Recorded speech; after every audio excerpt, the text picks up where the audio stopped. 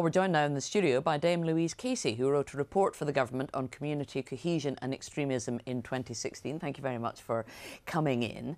Is Sara Khan the right person for this job? Yes, and to be fair, whoever was appointed to this job, no matter who they were, was going to face a barrage of criticism and probably in many areas of the country, people going, thank God somebody's in the job and we're cracking on. So, I mean, I actually think some of this is incredibly unedifying. You know, if only powerful Muslim women and non-Muslim women would come together and get behind the Extremism Commission and behind Sara Khan's appointment, that would be a much better way forward. The woman hasn't even started yet. And, you know, when Baroness Varzi was appointed, she herself took some criticism from the same sort of cohort at that time.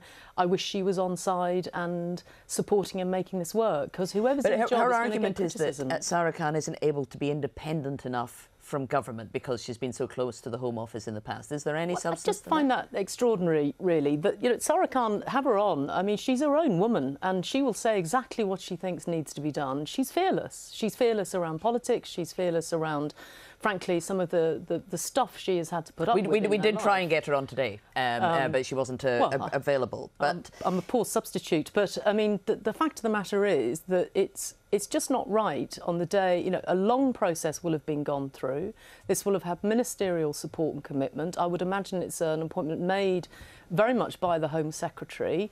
You know, we need to get behind this and leave aside all this personality stuff. It's not where we need to be. There's a job that needs to be done. Sara Khan's got the job. I think she'll do it really well. We should be behind her and supporting her. Peter Hitchens? I'm sorry, I just can't really support the idea that there should be a government official tasked with dealing with extremism. The word extremism has no objective meaning. It's no business of the government to define any opinion as extremism or to have people operating to try and stamp it out. If people commit crime, then they should be prosecuted for it and they should be punished if convicted. But the whole idea of a government having opinions on people's opinions is repulsive to me, and I'm amazed that we can sit here discussing it in a country that has until recently been reasonably free. It's simply not the job of the state to have any business interfering in what people think. What they do is another matter. As incitement to violence is another matter. But if we accept this, then it's not at all inconceivable that within not a very long time I could be classified as an extremist and subject to government investigation and supervision and who knows what else.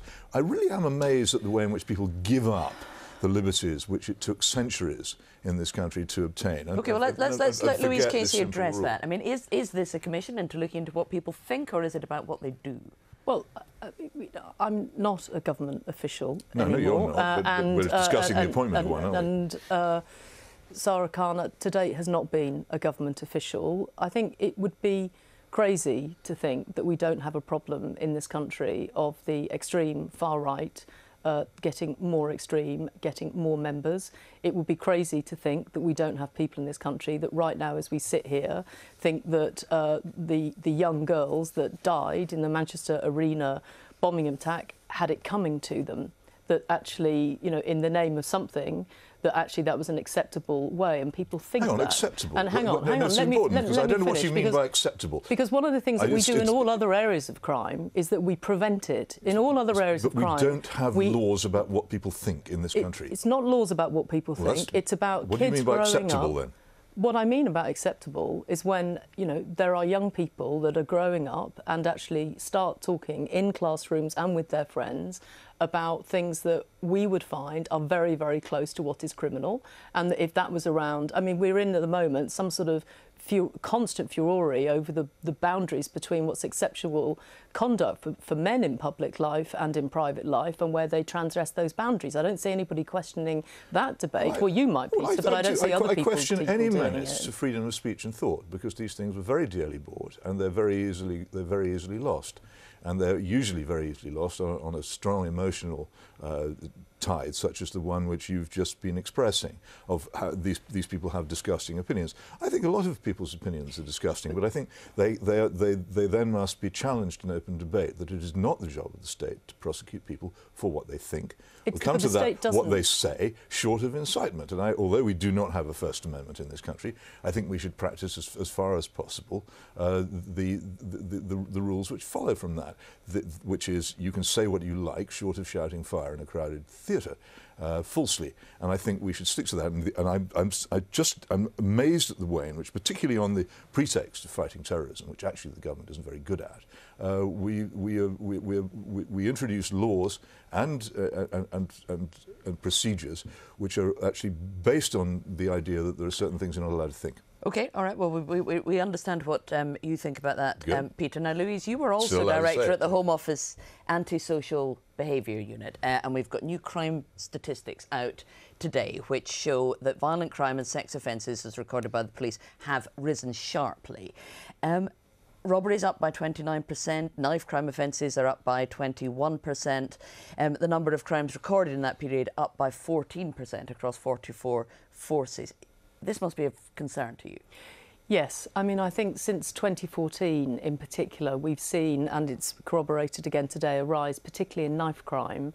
And those statistics are robust. So it's not about extra reporting or greater awareness. ONS are very clear that on that particular criminal offence that actually that's going in the wrong direction. And my own view, and Peter will probably disagree with this as well, is that I actually think it's time for us to step back and think, so what is happening? We know that this is a largely urban problem. It's a specific problem in London.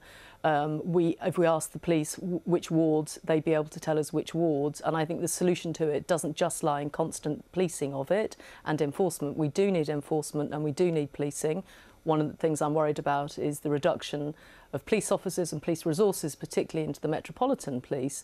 But nevertheless, we ought to know what is happening in those families and in their lives, why these kids are dropping out of school, why some of them think that actually carrying a knife is in their interest, in their safety, why we're allowing predatory, nasty gangs to take hold in some of these wards and not having a bigger response than actually we have at the moment. And there needs to be a line in the sand, and I don't see one. And I also think police have said that knife crime is going to be a real a top issue for them. But actually, some more imaginative ideas, like the Violence Reduction Unit that operates in Glasgow, where you see knife crime rates falling substantially, why are they not being adopted elsewhere? Well, I think that there's just, well, apart from the fact I think that the Metropolitan Police are actually very concerned about resources in policing at the moment. I think the other thing is that we need to find what they've started in Scotland, and I saw your piece on Sunday and I was aware of that work in any event, but we need to find a different approach. And one of those different approaches is actually going into the families where we know that this is a problem and trying to work out how we can stop siblings and others growing up in those families making the same mistakes. And I think that's not a policing issue. That's where things like family intervention, which I did under Labour, troubled families, which I did under the Conservatives, needs to be at the forefront. You need a different approach to these things, and it is interference in terms of family life, because at the moment we have too many deaths and too many stabbings. OK, well, let's bring Peter in. Is that too much state interference in family life? No, the state is entitled to interfere when there is crime. That is exactly the point at which it is entitled to interfere. But what would seem to me to be a hugely unexamined aspect of this crime, though if you look into most of these cases you'll find it's present, is the increasing, almost epidemic use of mind-altering drugs in certain parts of our society, which the state does nothing whatever to prevent. The possession of drugs, and therefore their use, is now virtually unprosecuted in this country. A process which has been going on for 40 years, which has accelerated in recent years with the introduction, for instance, of the cannabis warning, which was effectively letting people off. And you also find this, I have to just mention, to go back to a subject we were discussing a minute or two ago, you almost always find mind-altering drugs present in the lives of people who are involved in terrorist outrages, whether it would be marijuana, whether it be some prescription drugs, or whether it be steroids. They are almost invariably present. I've been studying this very carefully for some years, and they're there. And these are all a subset, these terrorist actions are a subset of violent crime, which is unusually closely studied. But the refusal of the authorities to deal with or attempt to interdict the possession and use of mind-altering drugs lies behind an awful lot of the crime increase we now face. Is that fair criticism? No, I don't agree with that. And I think that's part of the problem, thank you, that's part of the problem with how this becomes a sort of left-right polarised debate. we know where the level of knife crime is very high. We know the wards in London in particular, probably Greater Manchester and Liverpool as well. We know that there are nasty predatory gangs that are at the top end of crime and they sweep people into it, quite often young people who have not got brilliant results in schools. Quite a lot of them are excluded, they're not in school, they're not in the same way. And it, you know, underneath all of this involves a much more difficult conversation with ourselves about how we help those communities in a very significantly different way to the way we are at the moment. And if the statistics that are out today, particularly on knife crime, you know, we need to stop this. You know, it's somebody on the left saying it's an absolute outrage, and when Labour is in, somebody on the right would say it's an absolute outrage. We need to find a pragmatic way forward to the fact we have too many deaths of young men, in particular, on our streets in London and nationally. Why won't you consider the drugs issue? You mentioned children in school dropping out, ask any teacher, and you'll find that in so many cases, particularly where they're bright, the point at which they drop out is the point at which they've started using drugs. The areas that you've named, where you say you know the knife crime comes from, are these areas that are free of drugs, that have no cannabis farms in them? They're pullulating with drugs. OK, well, let Louise respond to that. It's one of the issues that is at play. It's like one of the other jobs I've been responsible for is homelessness, where, again, drugs is a very, very prevalent part of what happens to people who are on the streets and in homelessness, as is use of alcohol. I'm not suggesting it's not an issue, of course I'm not, but that is not going to get the knife crime statistics and the lives of young people made safer in London and nationally if we just take one issue. We have to look at it in the round. And just finally, the more people that keep dissing prevent, the more actually people lose confidence in it. And so, you know, the public who are not part of the counter-terrorism strategy, the more that people keep undermining it, the more difficult it is for the very police officers and the very civilians to do something about it. That's just an argument against free discussion. No, I completely and prevent is a huge topic, but one we'll need to discuss at another time. Louise Casey, thank you very much for